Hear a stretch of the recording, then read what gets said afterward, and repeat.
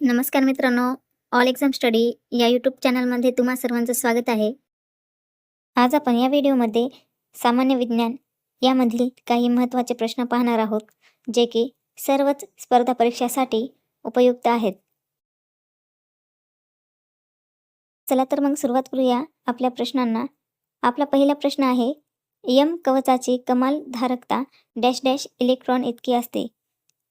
आणि खाली पर्याय दिलेले आहेत 2, 8, 18, 32. तर यामधील बरोबर उत्तर आहे यम कवचाची कमाल धारकता 18 इलेक्ट्रॉन इतकी असतेच. म्हणजेच आपला बरोबर उत्तर असणार आहे पर्याय क्रमांक 3, 18.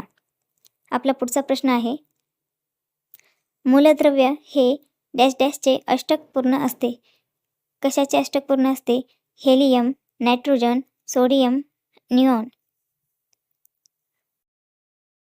तर या प्रश्नाचं बरोबर उत्तर आहे मूलद्रव्य हे निऑनचे अष्टक पूर्ण असते. आपला पुढचा प्रश्न आहे, मूलद्रव्य डॅशमध्ये यल कवच हे संयुजा कवच असते. कशामध्ये असते? Hydrogen, oxygen, chlorine, sodium.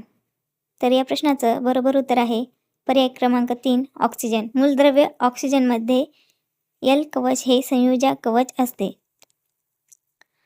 आपला पुढचा प्रश्न आहे, कलिलाचे एक उदाहरण डॅश डॅश हे आहे.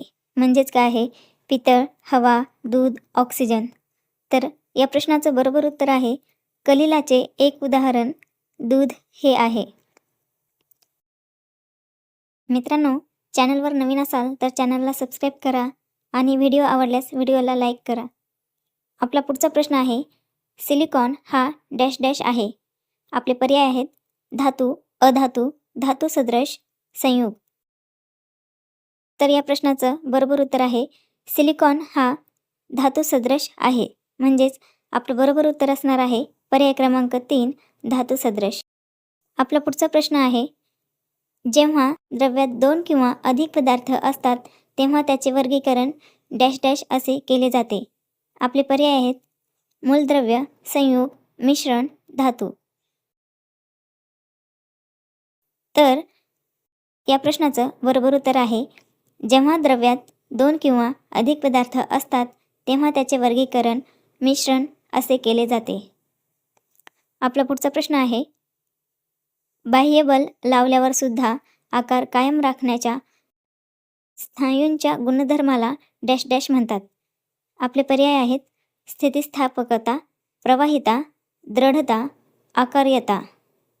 तर या प्रश्नाचं बरोबर उत्तर आहे पर्याय क्रमांक 3, दृढता. आपला पुढचा प्रश्न आहे, सर्वसाधारण परिस्थितीत डॅश डॅश हा द्रवव्यवस्थित असणारा धातू आहे. आपले पर्याय आहेत सोडियम, ब्रोमीन, पारा, गंधक. तर या प्रश्नाचं बरोबर उत्तर असणार आहे पर्याय क्रमांक 3, पारा.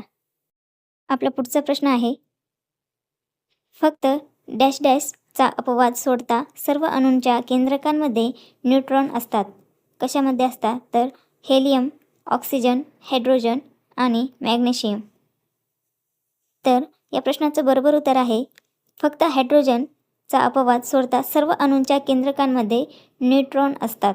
आपला पुढचा प्रश्न आहे, वैज्ञानिक डॅश डॅशच्या अणुप्रारूपानुसार इलेक्ट्रॉन हे धनप्रभारित गोलात जागोजाग बसवलेले असतात. तर या प्रश्नाचं पर्याय आहेत डाल्टन, रुदरफोर्ड, बोर, थॉमसन. तर या प्रश्नाचं बरोबर उत्तर आहे वैज्ञानिक थॉमसनच्या अणुप्रारूपानुसार इलेक्ट्रॉन हे धनप्रभारित गोलात जागोजाग बसवलेले असतात.